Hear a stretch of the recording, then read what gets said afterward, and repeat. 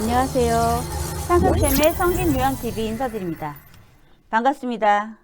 구독과 좋아요는 사랑입니다. 꾹꾹꾹 눌러주세요. 오늘은 폐렴에 대해서 하려고 합니다. 페이지는 140페이지입니다. 저번 시간에 만성기관지염에 대해서 배웠습니다. 만성기관지염의 뜻, 그리고 만성기관지염의 증상, 그리고 원인, 그리고 치료 및 예방법 다 기억하시죠? 그 중에서 정말 기억해야 될 것들, 거담제와 기관지 확장제, 그리고 우리 환자분들이 습도에, 온도에 되게 예민하다. 그리고 나쁜 공기, 그 안에 뭐 세균, 바이러스, 흡연, 매연 등이 있다. 그리고 또 그로 인해서 우리가 예방을 해야 되는 것 중에 하나가 금연이 꼭 들어간다. 그리고 증상으로는 이른 아침에 가래가 나오는데 그 가래 색깔이, 기침을 자주 하고 가래가 나오는데 그 가래 색깔이 흰색, 회색, 화농성 객담이더라. 여기까지 좀 기억을 해주시면 너무너무나 감사하죠. 예, 자주 나왔던 문제니까 꼭 기억해 두시고 구독도 꼭 눌러주시면 너무너무나 감사하겠습니다. 오늘은 폐렴에 대해서 배우는데 기관지가 아닌 폐렴이에요. 그래서 우리 갈비뼈 속에 이렇게 크게 들어있는 장기입니다. 이 장기가 실질적으로 굉장히 크기 때문에 여기에 염증이 생기면 폐에 염증이 있다 그래서 폐렴이라고 하죠. 그래서 우리 노인들이 일반 감기로 시작해서 이게 낫지 않으면 하기도 염증이 계속 내려오다가 폐렴이 심화되면서 사망을 많이 하세요. 왜냐면 그 실질 자체가 굉장히 크기 때문에 여기에 한번 염증이 생겨서 잡히지가 않으면 거의 폐혈증으로 사망할 수도 있고요. 그리고 고열이 굉장히 심한 특징이기 때문에 고열로 인한 탈수로 사망할 수도 있습니다.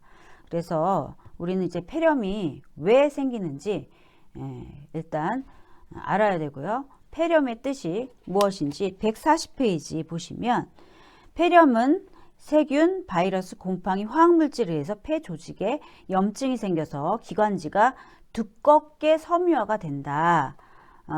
그래서 폐로 산소를 흡수하는 능력이 감소되는 질환이다. 섬유화가 된다는 건 어떤 뜻일까요?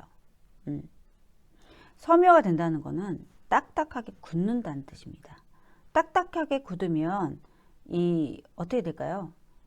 우리가 저번에도 여기 폐포라든지 이런 풍선 같이 생긴, 그리고 기관지도 마찬가지예요. 줄었다 늘었다 이제 수축 이완력이 있는데 딱딱하게 굳으면 그런 역할들을 못하게 돼서 이산화탄소와 산소가 왔다 갔다 들이마시고 내쉬는 것이 원활하지 않게 되죠. 그래서 일단 호흡을 하지 못하게 되면 사람이 사망에 이르게 되겠죠. 그래서 산소를 흡수하는 능력이 감소하게 되면 여러 가지 조직에서 원하는 산소를 폐를 통해서 우리가 운반할 수 없기 때문에 사람의 생명과 아주 깊은 연관성이 있습니다. 그래서 폐렴을 항상 우리는 조심해야 되고 특히 나이 드신 분들은 꼭 염두에서 기억을 하셔야 되는 부분인데 여기서 가장 시험 문제에 자주 나오는 관련 요인이 있어요. 하나는 폐렴의 원인 중에 감기로 시작해서 세균, 바이러스, 신종 인플루엔자 바이러스도 결국에 합병증을 폐렴으로 사망시키지 않았습니까? 그런 식으로 감기로 왔느냐, 바이러스 독감으로 와서 폐렴이 됐느냐, 이런 그 폐렴의 원인이 있고요. 두 번째는 우리가 호흡기 길은 공기만 드나들어야 되는 길인데 공기 외에 다른 게 들어왔어요. 그렇게 되면 염증이 생기는 거죠. 그래서 특히 어떤 게 있을까요?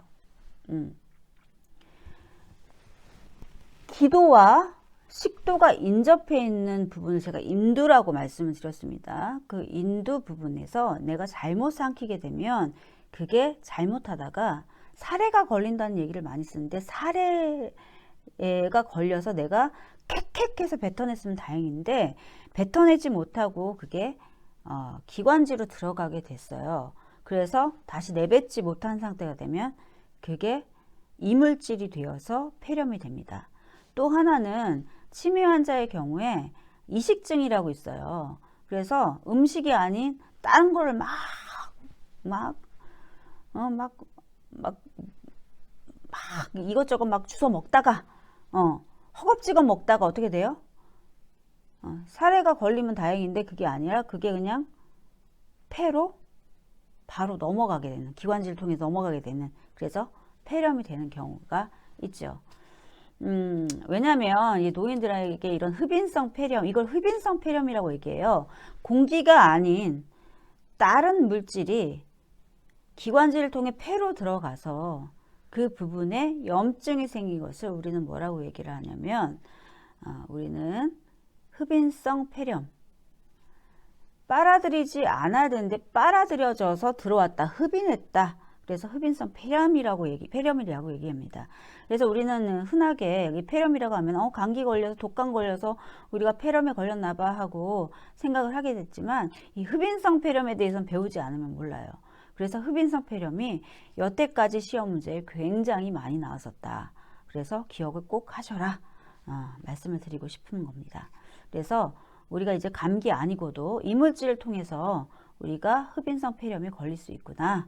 이것을 꼭 기억하셔야 됩니다. 어른들은 이제 노인들은 이 모든 기관이나 장기를 너무 많이 사용을 하셨어요. 그래서 우리가 꿀가구가 삼키는 이 부분, 인후두 덮개라고 제가 얘기를 했죠. 뚜껑. 그 뚜껑이 이가 딱 맞아야 되는데 너무 많이 사용하다 보면 헐거워져요. 근육이 축 늘어지는 것처럼 우리 인후두 덮개 뚜껑도 굉장히 느슨해져 있다. 그래서 이제 꿀꺽 삼키면 덮개가 이 기관지를 이렇게 막아주고 식도로 보내야 되는데 딱 덮지를 못해서 꿀꺽 삼키게 되면 식도로 넘어가는 것이 아니라 이 틈새로 바로 이렇게 내려가게 되기 때문에 흡인성 폐렴이 잘 걸리는 거예요, 노인이. 그래서 문제 많이 나왔습니다. 그럼 이제 흡인성 폐렴이나 뭐 세균이나 바이러스성 폐렴에 어떤 증상, 공통된 증상이 있을까 봤더니 일단 감기 증상과 똑같아요. 감기 증상. 두통도 있고 근육통도 있고 가벼운 그냥 감기인 줄 알았는데 일단 발열로 시작해서 떨어지지 않고 고열로 가게 됩니다. 그래서 이 실질이 굉장히 넓은 장기이기 때문에 발열 이상의 고열이 특징이에요. 우리 독감은 발열이었죠? 특징이. 그런데 우리 폐렴은 고열이 유지가 돼요. 고열이. 그게 다릅니다. 그래서 기침하는 거 똑같고요. 기침을 너무 심하게 하니까 흉통이 있어요. 그런데다가 호흡곤란이 있고 화농성 가래가 있죠. 그리고 마른 기침이나 짙은 가래를 뱉어내는 기침도 하게 됩니다. 그래서 증상에는 감기 정도의 가벼운 증상으로 시작했다가 두통, 근육통, 그리고 두드러진 증상이 뭐냐? 고열, 그리고 흉통, 호흡곤란, 그리고 가래 색깔이 큰 실질에서 염증이 생겼으니까 하얀색, 회색 이런 것부터 나오지 않아요. 그냥 누런 가래가 펑펑 나옵니다. 아주 그냥. 그래서 이 염증 정도에 따라서 가래가 너무 많게 되면 호흡하기가 너무 곤란해서 산소를 투입하기도 해요. 자, 그러면 치료 및 예방에는 어떤 것이 있을까요? 이 객담을 통해서 우리가 이제 세균이냐 바이러스냐를 이제 검사를 하게 되는데 만약에 객담 검사를 해서 너무 이제 누런 색깔 가래인데 이거를 참 어떻게 해야 돼? 좀 이상하다. 가래 색깔이 너무 진하게 노랗다. 이거 보통 가래는 아닌 것 같다 싶으시면 의사나 치료진한테 간호사한테 보고를 하셔야 돼요. 그래서 이 객담을 채취해서 검사를 하게 되는데 거기서 만약에 세균이 나오게 되면은 이 세균에 맞는 뭐 포도당 구균이냐 뭐 아니면 다른 연쇄상 구균이냐에 따라서 치료 약제가 달라져요. 그래서 거기에 맞는 항생제를 쓰셔야 되는데 이 항생제를 복용하면서 중요한 것은 이 항생제 내성이 생기지 않게 하기 위해서 우리는 항상 시간에 맞춰서 8시간에 한 번씩 투약을 하게끔 되어 있습니다. 그 시간을 어기시면 안 돼요. 그리고 또 하나는 또 검사를 했는데 바이러스가 나왔어요. 예를 들어서 바이러스 뭐가 있을까요? 신종플루 바이러스가 있죠.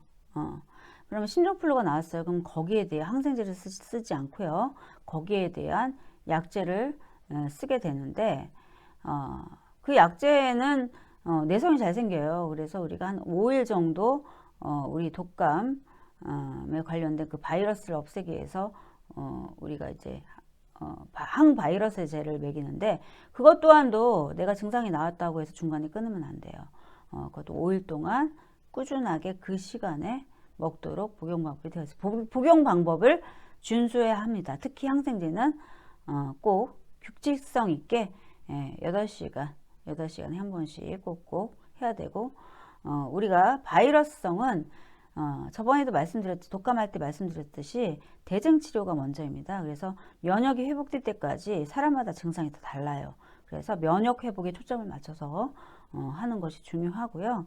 그리고 이 바이러스나 세균이나 이 공통되게 폐렴이 걸려서 우리가 공통적으로 해야 될 치료 방법은 일단 호흡곤란이 굉장히 심합니다. 그래서 산소 공급하고 체위 변경을 해서 가래가 잘 나오도록 하는 거예요. 그래서 뭐 가래가 잘 안 나오는데 가래가 엑스레이상이 이쪽에 많이 고였다 하면은 이렇게 체위 머리가 이쪽으로 돼서 좀 거꾸로 이렇게 좀 머리가 아래쪽으로 향하도록 하는 체위를 해서 중력에 의해서 가래가 자연스럽게 밖으로 나올 수 있도록 해준 체위를 한다든지 아니면 환자가 너무너무 숨쉬기를 곤란해 한다 그러면 앉아있는 체위도 좀 해주고 등을 두드려 주기도 하고 앉아있는 동안에 그래도 산소를 보유할 수 있는 그 횡격막이 밑으로 내려가서 산소 보유 용량이 좀 많아지거든요. 그래서 환자들이 숨쉬기 힘들어하는 환자들은 좀 앉아있는 체위를 좀 좋아하기도 해요. 근데 가래를 뱉어내는 게 관건이니까 그때그때 맞춰서 그 환자의 증상에 맞춘 체위 변경을 해주는 게 중요합니다. 그리고 아까 이제 만성기관지염에서는 습도에 예민하다고 했는데 이 폐렴 환자들은 가래를 빨리 묽게 만들어서 뱉어내는 게 중요하기 때문에 그리고 또 고열이잖아요. 열이 많이 나니까 탈수 그리고 또 안에서 가래가 말라버릴 수 있어요. 그래서 우리는 습도를 조절해야 됩니다. 그래서 적절한 습도가 필요합니다. 그래서 만성기관지염은 좀 달라요. 만성기관지염은 습도에 예민했지만 우리는 폐렴 환자들은 적절한 습도와 온도를 유지해야지 좋다. 이게 좀 중요했었고 그리고 항상 손발을 깨끗이 씻고 마스크 착용은 필수 공통된 부분이고요. 예방접종이 이제 영구 예방접종이 나왔죠. 폐구균 접종이 이것도 우리가 환절기 전에 호흡기가 약하신 분들은 꼭 해두는 게 좋습니다. 그래서 오늘 폐렴에 대해서 배웠는데 폐렴에 대해서 가장 중요하게 시험에 나오는 것은 흡인성 폐렴이 도대체 무엇이냐 이 뜻하고요. 뭐였죠? 공기가 아닌 다른 물질, 이물질이 폐로 들어가게 돼서 염증이 생기는 것을 우리는 흡인성 폐렴이라고 했습니다. 그리고 이제 증상 부분에서는 이제 고열 그리고 화농성 가래가 특징이었고 그리고 치료빈 예방에서 세균성 폐렴은 항생제를 치료를 하는데 규칙적인 시간에 맞춰서 하고 바이러스는 항생제가 아닌 대증 치료 그리고 그 사람의 면역 체계에 따라서 다른 치료를 시작한다. 그리고 공통적인 거는 산소 공급, 체위 변경 이런 것들이었고요. 습도와 온도를 알맞게 조절해 준다. 그리고 손발 깨끗이 씻는 거랑 마스크 하는 건 다 아시잖아요. 환절기 전에 폐규균 영구 접종을 하는 것이 중요하다. 요즘에는 65세 이상 되시면 나라에서 무료로 폐규균 영구 접종 놔줘요. 그래서 기다리지 마시고 65세가 이상 되시는 분들은 고가의 무료 접종을 꼭 보건소에서 하시길 바랍니다. 날씨가 많이 추워졌습니다. 코로나도 조심하시고 감기도 조심하시고 우리가 이런 예방 수칙들을 지켜가면서 서로가 서로에게 해가 되지 않도록 항상 건강하게 잘 지내셨으면 좋겠습니다. 저의 강의가 도움이 되셨다면 구독과 좋아요 잊지 마시고 꾹 눌러주세요. 오늘도 수고하셨습니다. 감사합니다.